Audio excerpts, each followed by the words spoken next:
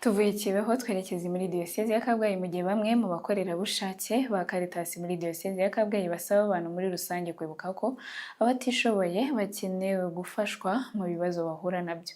Umushumba wa Diyoseze ya Kabgayi Nyiricyubahiro Musenyeri Balthazar Ntivuguruzwa ashimira abakorerabushake ba Caritas uburyo bitangira abatishoboye bagafasha Kiliziya kubitaho. Uwizeyimana Aimable arakomeza. Ibi aba bakorerabushake ba Caritas bavuga babitangarije mu nteko rusange ya Caritas ya Diyoseze ya Kabgayi. Inteko rusange yibanze ku kureba uko imihigo y'uyu mwaka ushize 2025-2026 wagenze. Mukanyonga Liberata na Habarurema Emmanuel ni bamwe mu bakorerabushake bo muri Paruwasi ya Gihara na Kabgayi. Baragaragaza ko gushishikariza abantu muri rusange kwita ku batishoboye by'umwihariko abakeneye ubufasha. Ubutumwa naha abandi bakristo nubwo gukunda, kuko umuntu yafite urukundo agira amahoro muri we. Umukene aradukeneye kandi urukundo niho rugaragarira. Udafite urukundo rero ntago yavuga yuko azimana. Umukene abakene nk'uko ijambo ry'Imana bivuga, abakene tuzabahorana.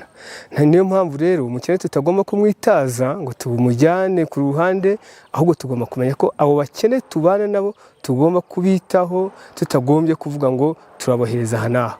Abakene ni abacu, nta handi tugomba kubajyana. Bagombye kumenya ko umuntu wese atabura icyo atanga. Niyo waba udafite ibintu bifatika ushobora kumusura cyangwa ukamuganiriza. Ni mu gihe kora rw'umushumba Diyoseze ya Kabgayi Nyiricyubahiro Musenyeri Balthazar Ntivuguruzwa washimira abakorerabushake ba Caritas muri rusange ngo uburyo bafasha Kiliziya kwita ku batishoboye babasura ndetse babashakira ubufasha butandukanye. Kuko abakorerabushake ni abantu bakomeye cyane, nibo badufasha. Ubundi hari ubwo iyo hari inzego zanditse zifite ubutumwa, hari ubwo ibikorwa biherera mu nzego, mu byo byanditswe mu bitabo, mu byanditse mu makayi, mu mihigo, mu migambi, ariko abantu bose badufasha gushyira mu bikorwa ibyo byose no guherekeza za nzego ziba zizwi n'abakorerabushake. Baritanga, batanga igihe cyabo, batanga ubushobozi bwabo. Hari uwakora n'ingendo basanga bagenzi babo, bajya hirya no hino kugira ngo bakangurire rwose abakirisi cyangwa abaturage kwinjira muri iyo gahunda y'ibikorwa by'urukundo, yewe bagatanga n'ubushobozi bwabo, wenda mu ngendo cyangwa se ibyo bakeneye mu mafunguro. Ariko ntibacike intege, burya harimo n'akantu ko gusaba.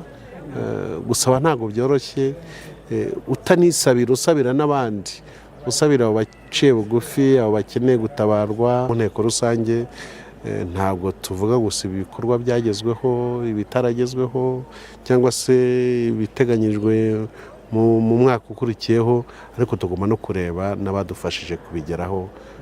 Bamwe rero mu badufasha rwose n'abakorerabushake ba Caritas, inkoramutima za Caritas, dushimira cyane kandi tuba dusabira n'umugisha. Muri iyi nteko rusange ya Caritas ya Diyoseze ya Kabgayi isoza umwaka 2025-2026 hakaba hagaragajwe ko Caritas ya Diyoseze ya Kabgayi uyu mwaka ushize 2025-2026 yakoresheje amafaranga agera kuri miliyari 1 na miliyoni 20 mu bikorwa bitandukanye biri mu mashami ane ariyo ishami ry'ubuyobozi, ishami ry'ubuzima, ishami ry'iterambere hamwe n'ishami ry'imibereho myiza n'ubutabazi.